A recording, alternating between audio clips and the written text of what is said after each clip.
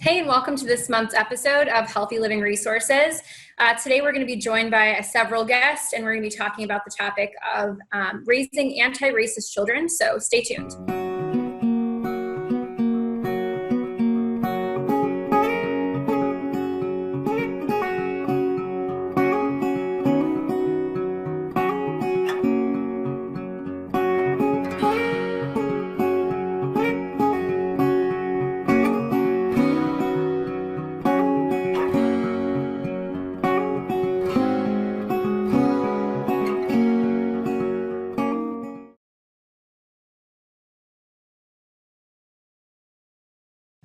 So, hey, welcome back to this month's edition of Healthy Living Resources. Like I said in the intro, my name is Amanda Woods, and we are going to be tackling the subject of raising anti-racist children. Just a quick introduction of everybody that we have joining us today. Some familiar faces to start out with. We have Jenny Lobb, our Franklin County Extension Educator. We have Bridget Britton, our Carroll County Extension Educator, and we're being joined today by a new face to the telecast, Kyle Strickland. Kyle is a Senior Legal Analyst and Special Assistant to the Director of Kirwan Institute for the Study of Race and Ethnicity. So I'll have Kyle kind of give a little introduction to himself as well. So if each of you want to maybe take just a moment before we hop in to what it means to be anti-racist, to just quickly kind of talk about where you're coming from in the state and why you wanted to have this conversation on the show. Jenny, if you want to start. Sure, yeah. My name is Jenny Lobb. I work as a family and consumer science educator in Franklin County, and Franklin is the largest county in the state of Ohio. It is home to the city of Columbus and 1.3 million people. And so this topic is relevant to me both personally and professionally. Personally, because I'm the parent of a 15-month-old. And so as everything's been unfolding, it's been top of my mind, how do I raise him to be kind and to be anti-racist, as we're talking about today. And then professionally, I am a public health educator by training. And so the fact that both my county and the city of Columbus have declared racism to be a public health crisis means something to me, that in my profession as a public health educator, I need to be doing something to address this topic. Thanks, Jenny. What about Bridget? Hi, yeah. I am Bridget Britton, and I'm from Carroll County, which is probably one of the more smaller rural counties in our state. We have a population of 28,000 people in our whole county. And to me, it was really important to come on, and I thank you so much for having me, because my county is not very diverse. And I feel like it is a topic that absolutely needs to be addressed in our county and just start to begin to have the conversation. And so I'm excited to be able to bring this telecast back to my county and to continue the conversation. Like Jenny, I have a young son. He's 18 months old. And though I do not live in Carroll County, I live in another small county, Tuscarawas County, which is right next door. And it is also not a very diverse county. There's a little bit more diversity, but my husband and I have always had conversations, but have been starting to have more conversations about ways that we need to be very intentional about including diversity, equity, and inclusion in our son's life and in our own lives, and really examining how we grew up and how we need to be intentional about how we raise him to be, like Jenny said, more kind and more inclusive. And as an educator myself, I have a background in social work. And so, my training and background is very much geared towards the topic of including and, anti-racism. And so I'm very excited to bring this platform and represent a really rural community where there's not a lot of diversity. Thanks, Bridget. I'm excited that you're here. How about Kyle? Welcome. First time on Healthy Living Resources. We're super glad to have you. Talk to us a little bit about the work that you do. Well, thanks so much for having me. I'm really excited to be on the telecast to talk about this important issue. So a little background about me. So I work at the Kirwan Institute for the Study of Race and Ethnicity. We are a research-based center at Ohio State, and we look at issues of race, of equity, and inclusion We look at things like our interpersonal biases that we might hold, so things like implicit bias or unconscious bias, and how that actually perpetuates discrimination, that perpetuates the types of stereotypes that people might have about individuals and other cultures. And we also look at things like our laws, our policies, things like systemic racism. We're hearing that a lot right now about what that actually means. So it means digging into our country's history. And we have a long history in this country of racist policies and practices that discriminated against people of color. So from all the way from slavery to Jim Crow to where we are today, it is not disconnected from our history. And so it's just important for us to talk about these issues and about why that's important. And for us to be able to have this conversation knowing that it's uncomfortable for people, and especially for people who come from communities that are not very diverse and they have different lived experiences and different backgrounds. But this is an opportunity for us to examine different ways we approach the world and figure out ways in which we can do even better. And that's something that we should all take up and not see it as something to be on the defense for, but rather how can we work productively to build the type of world that we all want to see, which is one that is inclusive and equitable of all people and all backgrounds. Thanks, Kyle. So I'm really glad that all of you are here. And like I said in the beginning, I think each of you kind of touched on the fact that this needs to be an ongoing conversation, that it's important to obviously engage in this topic, and that regardless of it being uncomfortable, like the work needs to be done. Before we jump into the topic, I think just kind of taking a second to think about what it means to be anti-racist. I think this is probably going to be a new topic. I don't think the idea of this is new, but I think I listened to a TED Talk this morning, and I was a little bit intrigued by the fact that the quote I'm going to read really briefly. I'm going to read a passage from the Smithsonian as well, but I thought that this was a really interesting quote that I hadn't considered. And it was he's an author and a historian. His name is Ibram Kendi, and he has a book that I think we should recommend called Anti-Racist Baby that's coming out soon. I don't know if we're supposed to promote that kind of stuff, but I'm going to go ahead and do it because I think it's an important book. But the quote that he said on his TED Talk was, "The heartbeat of racism itself has always been denial, and the sound of that heartbeat is, I'm not racist." He also said in that statement, the heartbeat of anti-racism is confession. And I thought that that was just a really important statement because the quote that I'm about to read, or a statement from the Smithsonian, kind of backs this up, in that it's constant work, right? We have to constantly kind of be aware of how we're feeling, and so I'll read the quote. "No one is born racist or anti-racist. These result from the choices we make. Being anti-racist results from a conscious decision to make frequent, consistent, equitable choices daily. These choices require ongoing self-awareness and self-reflection as we move through life.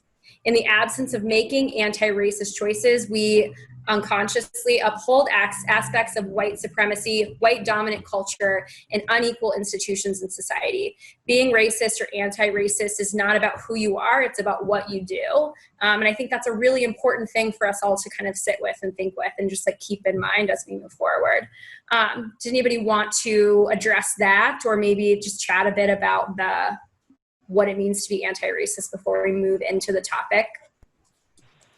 I'll share an analogy that comes from the public health world, because I think for some learners and listeners, pictures can be helpful. And in public health, I've heard racism referred to as a conveyor belt, where you're constantly moving towards racist behavior unless you stop and turn around or get off. And I think that's helpful because a lot of people are quick to deny and say, "Oh, I'm not racist." It's kind of a loaded term, and we think of that as being, having mean or evil behavior, where we're consciously choosing to view ourselves over others. But when you think of it in terms of that systematic or default movement where everybody's moving one direction, it makes a little bit more sense. So I think that picture can be a helpful analogy.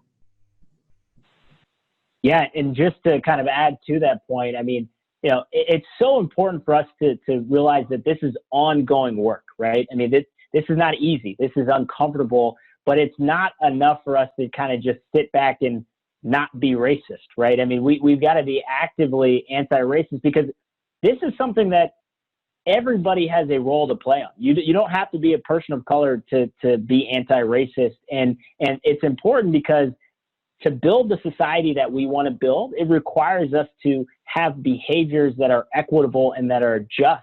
And it means that we don't allow the types of meanness and dispiritedness to happen. And it's not simply just like a difference of opinion. I mean, the core of racism and racist beliefs and ideologies is this idea that certain people are above others, right? And in this case, in white society, white people are above anybody who's not white. And we need to start recognizing that everybody has the importance to be able to recognize and to be lifted up in our society. And so, for example, when people say things like Black Lives Matter, it is implied that all lives also matter. That is implied in the statement. What it is saying is, look, for too long, we have a society that has devalued Black people and people that look like them and people of color. And so when we say Black Lives Matter, it's saying that all lives can't matter until a society believes that Black Lives matter.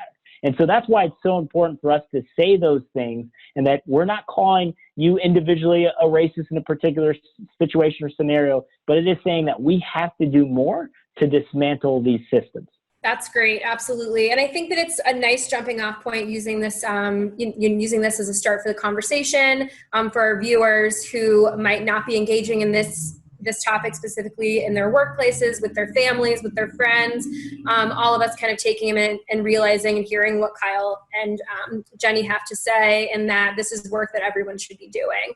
And just saying I'm not racist is giving yourself a pass on this conversation, and I don't think anyone should have a pass from this conversation. So it's good to just kind of lay down defenses and just acknowledge that we all need to kind of do this work, right? So let's jump in to specifically Jenny wanted to talk about the how we approach raising anti-racist children. So Jenny, if you want to maybe kind of jump into that topic specifically. Yeah, I've been seeing a lot on social media lately, as I'm sure many of you have as well. And even just last week, there are a few newsletters that I subscribe to related to parenting topics, and all of them address the topic of talking about racism with children. And so it just kind of reaffirmed to me that this is something to be thinking about, regardless of how old your children may be. The research shows that even as young as 3 months old, babies start to develop preferences for people who look like their caregivers.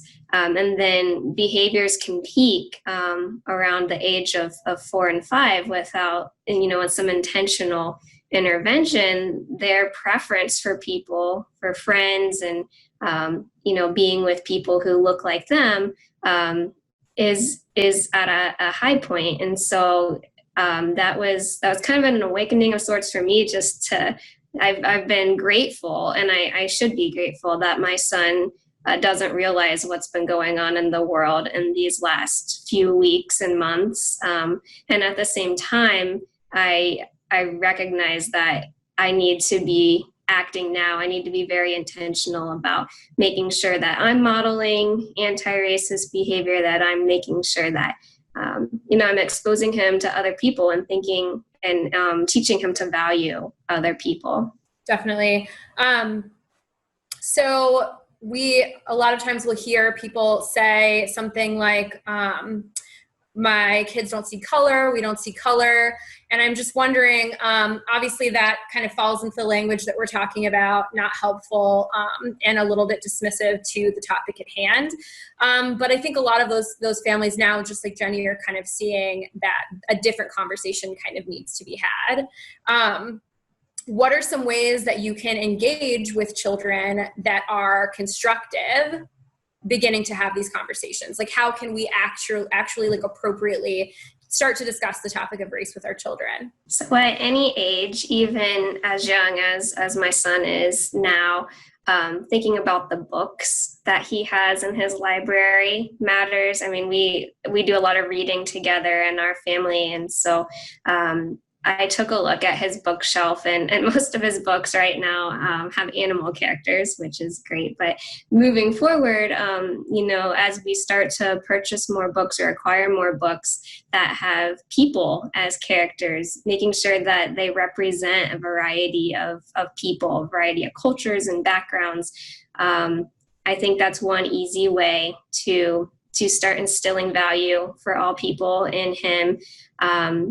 As kids get older, if they are watching TV or movies or consuming media, doing the same with their media consumption, giving a good variety, high quality, educational content. There's a nonprofit organization called Common Sense Media that has some really great resources and tips to help parents make decisions around the type of media they want their children to consume.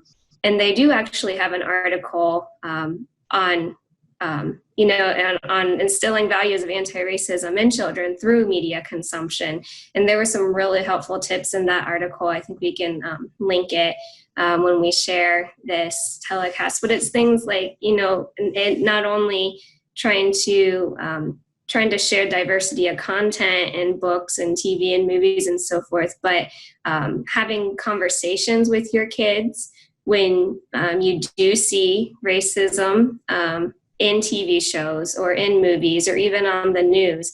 And those can be age-appropriate conversations. And I think Bridget actually has a really great example of an age-appropriate conversation that took place just recently. So Bridget, if you want to share that. Yeah, absolutely. So this was not a conversation that happened between me and my son, but I had a friend who recently, she lives in a mid-sized town in West Virginia, and she took her 7-year-old son to a peaceful protest that happened for George Floyd. And I asked her about it because I saw on social media that she posted a sign, a protest sign that her son had wrote that said, but Mom, how could someone do that? Even if he was the baddest person ever, why?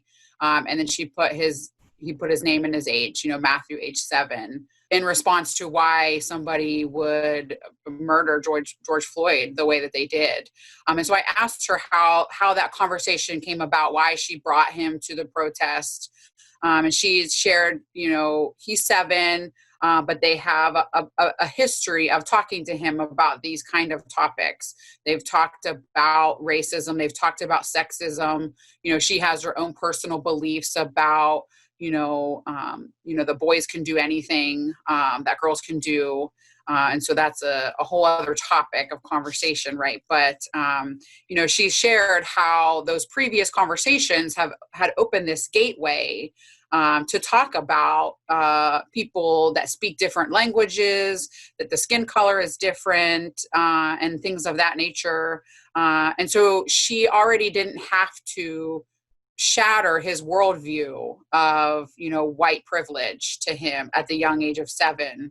And so she shared the reasons why she took him were, later in a history class, when you look back at some of the protests, right? When you look back at Martin Luther King, when you look back at kids of young ages that were now studied that in history, his response could have been, what would I have done if I was older? Would I have gone to that protest? And now he can say with confidence, yeah, I went, right? Because even at the young age of 7, he went to that protest. And she wanted to show others around there that there are peaceful protests. The area that she lives really struggled with the fact that would there be a peaceful protest in that area or not. And so she brought her son, and there were other children there. And it was a learning experience for him. There were other kids there. They initially whined and complained that it was hot, but somebody brought them popsicles. And then by the end, they were saying protests are fun. So just to give him that experience, right, to lay a foundation for later in life.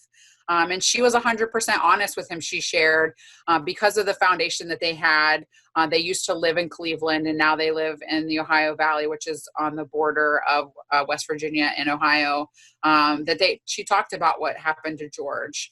And it spiraled into other conversations about other situations of police brutality. And that's, he cried. She said he sobbed for a good minute about what happened. And those exact words came out of his mouth. And she asked permission from him. Can we put this on a sign? So she empowered him to say, can we put this on a sign? And he said, yeah. And so I thought that was a really good age appropriate conversation to have with him, because not only has she laid the foundation his whole life, right, as Jenny and I are working on that foundation with our young children, but by the age of 7, he's ready to have that conversation. She's ready to have that conversation with him. So I thought that was really good. Another important strategy, aside from not shying away when kids ask questions and being willing to have age appropriate conversations, is thinking about what we role model as parents as well. So thinking about the people that we work with, the people that we socialize with, the people that we see in our neighborhoods, at our churches, and just really taking a long, hard look about the people that our children would see us interacting with and how we ourselves are modeling anti-racist behavior. And then being intentional if we find that our community looks, pretty monotone about going out and exposing our families to other cultures and other people.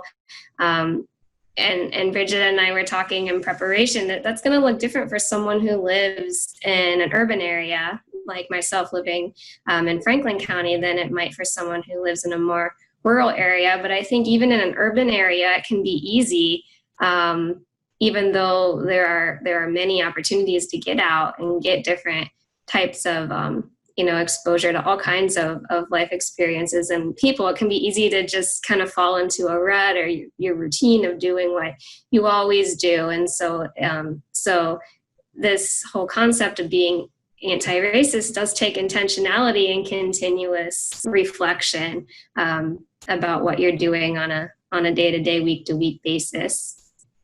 Do you want to add to that, Bridget, on what you might do in a more rural part of the state? Yeah, absolutely. Thank you, Jenny. And I want to make sure I leave time for Kyle if he has anything else he wants to share. But so some of the things, that we've really examined in our own lives is we really need to be intentional about going to different places, going to festivals of African Americans, for African American celebrations, Indian, Italian, different cultures, different skin tones, whatever that looks like, because they're not around here. So we have to drive to get to those places, vacationing in places that don't, that are big, maybe tourist destinations, big cities that we don't have, so that our son is exposed to those other areas of the country. And then those organic conversations can happen where he might say, why is this person a different skin color than us, or they talk differently than us. And like you shared, the different books, reading from African-American authors, reading the child racist books that are out there for them. It's not only important for African-American children to hear that, but also for white children to hear those conversations. So those are some things, right? Living in a rural area, it takes a lot more driving maybe to even get to those locations where the diverse populations are, but it's important and it's worth it. And so I wanted to leave just a couple minutes for Kyle to share anything that he has that would help any of us. Yeah, no, that's so great. I mean, I think you all kind of touched upon the points, and really a lot of this too is just kind of our individual conversations that we have too with our neighbors, with our family, with our friends. And I think especially when you're in situations where maybe you're not around a lot of people who look all that different from you, I think it's easy to kind of let things go by, right? And kind of just, oh, well, that's just kind of their mindset. I disagree with them, but I don't think it's worth the conversation. When I think the moment that we're in right now is a moment that says that we've got to step off the sidelines and it's important for us to talk about accountability.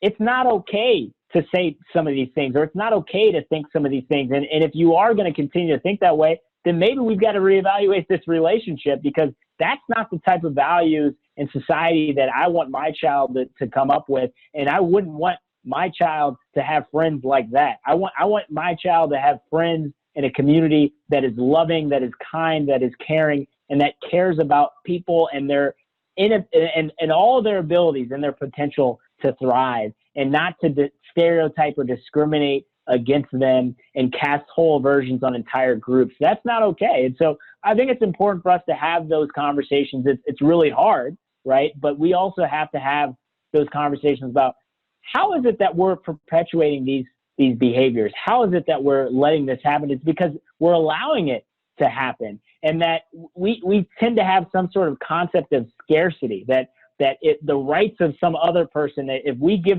people more, rights and opportunities to thrive, that somehow is a threat to our rights or our opportunities, when in fact that people being successful, people thriving in our society, that makes all of us better. And so we should be rooting for that and cheering that on and supporting that, and not just working in communities, and let's say communities of color or those who are in poverty or those who are struggling, not just out of charity or pity, but also literally out of solidarity, that these are our fellow neighbors and we are all going to work together on this, and to not be colorblind. We have to recognize that these are people's lived experiences. These are people's stories. And that is what makes us great. Like, that is the diversity of our inclusion, different ideas, different backgrounds, different perspectives. And that's how we build the society that we want to see. And it requires all of us being anti-racist and being active in building a society that's more equitable and just. And you all are right on it in terms of the research and looking into these things. We all need to make sure we're doing our part. That's awesome. Great conversation. I think I keep reading this sentence over and over that I think should just be exactly what it means to be anti-racist, and it's silence is complicity. And I think that when it comes to the idea of being an anti-racist, you're acting and responding, and us allowing, sitting by, witnessing racist acts, even just casual racism, just in conversation, the time to just remain silent and allow that kind of stuff to just roll off is done. And we actively have to push back against that stuff all the time. So I think we are out of time. Unfortunately, I knew this conversation would go way too quickly, but I hope to use our show, Healthy Living Resources, and this platform moving forward to highlight these conversations, to amplify these voices, and to really try to move things in a positive direction. Thank you so much, Kyle, Jenny, and Bridget, for joining us today, and I look forward to seeing you all next time.